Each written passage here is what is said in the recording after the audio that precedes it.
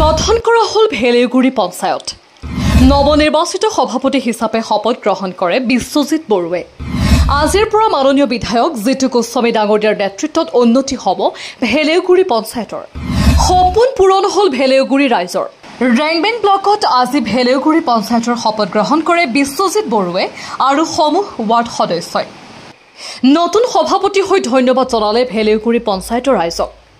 সভাপতি হিচাপে বিশ্বজিৎ বড়ো আৰু উপসভাপতি হিচাপে আমিৰুদ্দিন ললে শপত। আজি ৰেংবেঙৰ পৰা ভেলেগুৰি পঞ্চায়ত আহি ফটকা ফুটাই আনন্দ উল্লাস কৰে ভেলেগুৰি ৰাইজে। আগন্তুক 5 বছৰত ভেলেগুৰি পঞ্চায়তৰ উন্নতিৰ ক্ষেত্ৰত দায়বদ্ধ থাকিব বুলি জনাই সভাপতি আৰু উপসভাপতিগৰাকীয়ে। এই সন্দৰ্ভত আমাৰ হাতত মন্তব্য আছে নতুন সভাপতি, উপসভাপতি আৰু স্থানীয় ৰাইজৰ। ভাল লাগিছে, দ্বিতীয়বাৰৰ কাৰণে নিৰ্বাচিত হৈছো, ভাল লাগিছে। ৰাইজৰ কেনেকুৱা কাম কাজ কৰি যাব বুলি ভাবিছে? মাননীয় বিধায়ক জিতু গোস্বামী ডাঙৰীয়াৰ আশীৰ্বাদ ক্ষীৰত লৈ পেলাই ৰাইজৰ কাম কৰি যাম, ভেলেগুৰি পঞ্চায়তৰ আৰু ৰাইজৰ কাম কৰি যাম বুলি মই আশাবাদী।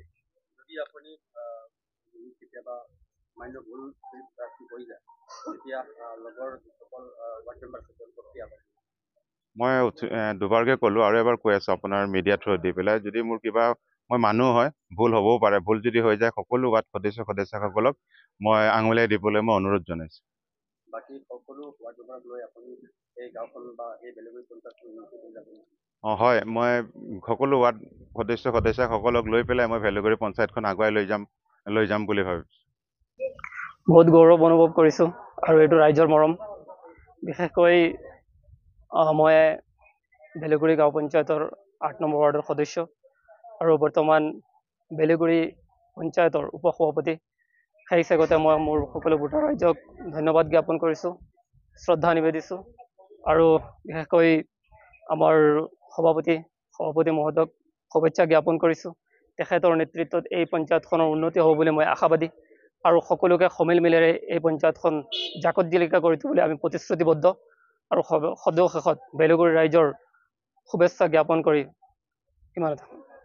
হয়, আমি ভেলেগুৰি পঞ্চায়তৰ ৰাইজ হিচাপে আমাৰ ৰাইজে যি বিচাৰিছিলে সকলো ৱাৰ্ড মেম্বাৰসকলক জিকাই আজি এই স্থানত তেখেতসকলক দিছে আৰু সকলো ৱাৰ্ড মেম্বাৰ সকলে মিলি পেলাই সভাপতি উপসভাপতি বনাইছে। আমাৰ ভেলেগুৰি পঞ্চায়তখন উন্নত হ'ব, যিহেতু আমাৰ আগত অভিভাৱক নাছিলে, যদিও আছিলে তেখেত কিন্তু বিদেশত থাকে, কিন্তু এইবাৰ আমি এজন এনেকুৱা বিধায়ক পাইছো, এজন অভিভাৱক পাইছো শ্ৰীযুত জিতু গোস্বামী ডাঙৰীয়াৰ তেখেতৰ নেতৃত্বত এই পঞ্চায়তখন বহুত উন্নতি হ'ব বুলি মই আশা কৰিছো। যিহেতু দুবাৰকৈ হোৱা সভাপতি বিশ্বজিৎ বড়ো ডাঙৰীয়াৰ তেখেতৰ নেতৃত্বত তেখেতৰ অভিজ্ঞতা আছে এই পঞ্চায়তৰ ক্ষেত্ৰত, গতিকে তেখেতে ভালকে কাম কৰি যাব। আমাৰ ৰাইজৰ যিখিনি আশা আছিলে সেই আশা তেখেতসকলে আমাক আশাখিনি পূৰণ কৰিব বুলি মই আশা কৰিছো।